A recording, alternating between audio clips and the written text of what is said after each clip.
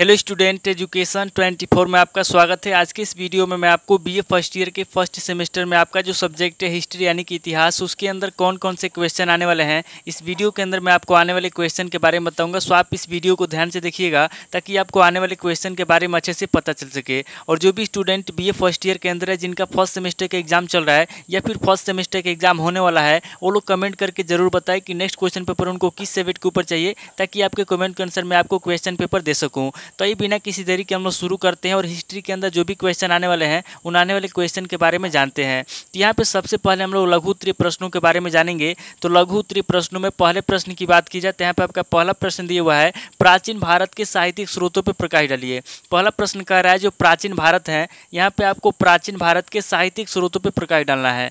अब अगली क्वेश्चन की बात की जाए तो यहाँ पे आपका दूसरा क्वेश्चन दिया हुआ है, प्राचीन भारतीय इतिहास के स्रोत के रूप में स्मारकों का महत्व स्पष्ट कीजिए। दूसरा क्वेश्चन कह रहा है जो प्राचीन भारतीय इतिहास है उसके जो स्रोत हैं, यहाँ पे आपको प्राचीन भारतीय इतिहास के स्रोत के रूप में स्मारकों का महत्व बताना है। अब अगली क्वेश्चन की बात की जाए तो यहाँ पे आपका तीसरा क्वेश्चन दिया हुआ है, नवपाषाण काल का उल्लेख कीजिए। तीसरा क्वेश्चन कह रहा है जो नवपाषाण काल है, यहाँ पे आपको नवपाषाण काल के बारे में अच्छे से बताना है। अब अगली क्वेश्चन की बात की जाए तो यहाँ पे आपका चौथा क्वेश्चन दिया हुआ है, सैंधव संस्कृति के धर्म पर संक्षिप्त टिप्पणी लिखिए। चौथा क्वेश्चन कह रहा है जो सैंधव संस्कृति है, यहाँ पे आपको सैंधव संस्कृति के धर्म पर संक्षिप्त में टिप्पणी लिखना है। अब अगली क्वेश्चन की बात की जाए तो यहाँ पे आपका पांचवा क्वेश्चन दिया हुआ है, हड़प्पा सभ्यता के विनाश के मुख्य कारण क्या थे। पांचवा क्वेश्चन कह रहा है जो हड़प्पा सभ्यता है, यहाँ पे आपको बताना है कि हड़प्पा सभ्यता के विनाश के मुख्य कारण क्या थे। अब अगली क्वेश्चन की बात की जाए तो यहाँ पे आपका छठा क्वेश्चन दिया हुआ है, उत्तर वैदिक युगीन स्त्रियों की दशा पे प्रकाश डालिए। छठा क्वेश्चन कह रहा है जो उत्तर वैदिक युग है, यहाँ पे आपको उत्तर वैदिक युग में स्त्रियों की दशा पे प्रकाश डालना है। अब अगली क्वेश्चन की बात की जाए तो यहाँ पे आपका सातवां क्वेश्चन दिया हुआ है, धन नंद पर परिचय दीजिए। धन नंद का परिचय दीजिए। सातवां क्वेश्चन कह रहा है जो धन नंद है, यहाँ पे आपको धन नंद का परिचय देना है। अब अगली क्वेश्चन की बात की जाए तो यहाँ पे आपका आठवां क्वेश्चन दिया हुआ है, चंद्रगुप्त मौर्य का सेल्यूकस से युद्ध का संक्षिप्त उल्लेख कीजिए। आठवां क्वेश्चन कह रहा है जो चंद्रगुप्त मौर्य है उसका जो सेल्यूकस के साथ युद्ध हुआ था, यहाँ पे आपको चंद्रगुप्त मौर्य का सेल्यूकस युद्ध का संक्षिप्त उल्लेख करना है। अब अगली क्वेश्चन की बात की जाए तो यहाँ पे आपका नवा क्वेश्चन दिया हुआ है, अशोक के साम्राज्य विस्तार पर प्रकाश डालिए। नवा क्वेश्चन कह रहा है जो अशोक है, यहाँ पे आपको अशोक के साम्राज्य विस्तार के बारे में बताना है। अब क्वेश्चन की बात की जाए तो यहाँ पे आपका 10वां क्वेश्चन दिया हुआ है, समुद्रगुप्त के उत्तर भारतीय अभियानों पर टिप्पणी लिखिए। 10वां क्वेश्चन कह रहा है जो समुद्रगुप्त है, यहाँ पे आपको समुद्रगुप्त के उत्तर भारतीय अभियानों पर टिप्पणी लिखना है। अब अगली क्वेश्चन की बात की जाए तो यहाँ पे आपका 11वां क्वेश्चन दिया हुआ है, गुप्त साम्राज्य के पतन के कारणों की विवेचना कीजिए। 11वां क्वेश्चन कह रहा है जो गुप्त साम्राज्य है उसका पतन कैसे हुआ, पतन के कौन कौन से कारण हैं, यहाँ पे आपको गुप्त साम्राज्य के पतन के कारणों के बारे में बताना है। अब अगली क्वेश्चन की बात की जाए तो यहाँ पे आपका 12वां क्वेश्चन दिया हुआ है, गौड़ नरेश शशांक का परिचय दीजिए।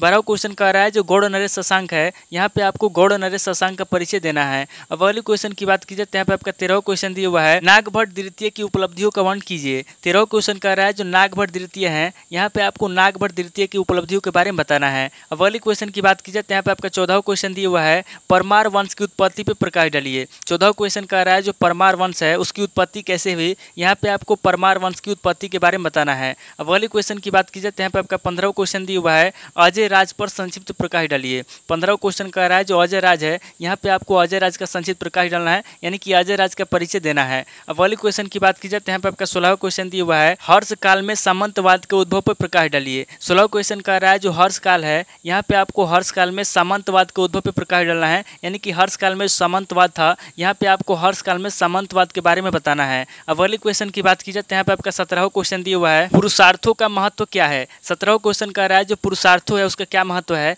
यहाँ पे आपको पुरुषार्थों का महत्व बताना है। अब अगले क्वेश्चन की बात की जाए तो यहाँ पे आपका 18वां क्वेश्चन दिया हुआ है, अरब आक्रमण का वर्णन कीजिए। 18वां क्वेश्चन कह रहा है जो अरब आक्रमण हुआ था, यहाँ पे आपको अरब आक्रमण के बारे में बताना है। तो टोटल आपके 18 क्वेश्चन होंगे जो आपसे लघु उत्तरीय प्रश्न में पूछे जाएंगे। अब आगे हम लोग दीर्घ उत्तरीय प्रश्नों के बारे में जानेंगे। तो यहाँ पे दीर्घ उत्तरीय प्रश्नों में पहले प्रश्न की बात की जाए तो यहाँ पे आपका पहला प्रश्न दिया हुआ है, प्राचीन भारतीय इतिहास के अध्ययन में पुरातत्व की विवेचना कीजिए। पहला प्रश्न कह रहा है जो प्राचीन भारतीय इतिहास है, यहाँ पे आपको प्राचीन भारतीय इतिहास के अध्ययन में पुरातत्व के बारे में बताना है। अब अगले क्वेश्चन की बात की जाए तो यहाँ पे आपका दूसरा क्वेश्चन दिया हुआ है, हड़प्पा संस्कृति पर संक्षिप्त टिप्पणी लिखिए। दूसरा क्वेश्चन कह रहा है जो हड़प्पा संस्कृति है, यहाँ पे आपको हड़प्पा संस्कृति पर संक्षिप्त टिप्पणी लिखना है। अब अगली क्वेश्चन की बात की जाए तो यहाँ पे आपका तीसरा क्वेश्चन दिया हुआ है, अशोक के धर्म की अवधारणा की विवेचना कीजिए। तीसरा क्वेश्चन कह रहा है जो अशोक है, यहाँ पे आपको अशोक के धर्म की अवधारणा बताना है। अब अगली क्वेश्चन की बात की जाए तो यहाँ पे आपका चौथा क्वेश्चन दिया हुआ है, मौर्य साम्राज्य के ह्रास एवं पतन के कारणों का निरूपण कीजिए। कीजिए। चौथा क्वेश्चन कह रहा है जो मौर्य साम्राज्य है उसका पतन कैसे हुआ, ह्रास कैसे हुआ।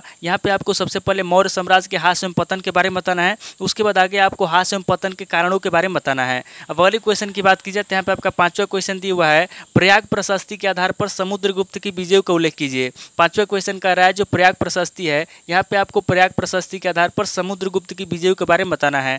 अब अगले क्वेश्चन की बात की जाए तो यहाँ पे आपका छठा क्वेश्चन दिया हुआ है चंद्रगुप्त द्वितीय की शक विजय पर टिप्पणी लिखिए। छठा क्वेश्चन कह रहा है जो चंद्रगुप्त द्वितीय है, यहाँ पे आपको चंद्रगुप्त द्वितीय की शक विजय के बारे में बताना है। अब अगले क्वेश्चन की बात की जाए तो यहाँ पे आपका सातवां क्वेश्चन दिया हुआ है हर्ष के सैन्य अभियानों का उल्लेख कीजिए। सातवां क्वेश्चन कह रहा है जो हर्ष है, यहाँ पे आपको हर्ष के सैन्य अभियानों के बारे में बताना है। अब अगले क्वेश्चन की बात की जाए तो यहाँ पे आपका आठवां क्वेश्चन दिया हुआ है कनौज के प्रतिहार सम्राट मिहिर भोज की उपलब्धियों का विवेचन कीजिए। आठवां क्वेश्चन कह रहा है जो कनौज के प्रतिहार सम्राट मिहिर भोज है, यहाँ पे आपको मिहिर भोज की उपलब्धियों के बारे में बताना है। अब अगले क्वेश्चन की बात की जाए तो यहाँ पे आपका नवा क्वेश्चन दिया हुआ है पृथ्वीराज तृतीय की उपलब्धियों का वर्णन कीजिए। नवा क्वेश्चन कह रहा है जो पृथ्वीराज तृतीय है उनकी जो उपलब्धियां हैं, यहाँ पे आपको पृथ्वीराज तृतीय की उपलब्धियों के बारे में बताना है। अब अगले क्वेश्चन की बात की जाए तो यहाँ पे आपका 10वां क्वेश्चन दिया हुआ है संस्कारों के समाजशास्त्रीय महत्व की विवेचना कीजिए। 10वां क्वेश्चन कह रहा है जो संस्कार है, यहाँ पे आपको संस्कारों के समाजशास्त्रीय महत्व के बारे में बताना है। अब अगले क्वेश्चन की बात की जाए तो यहाँ पे आपके 11वां क्वेश्चन दिया हुआ है महमूद गजनवी का मूल्यांकन कीजिए।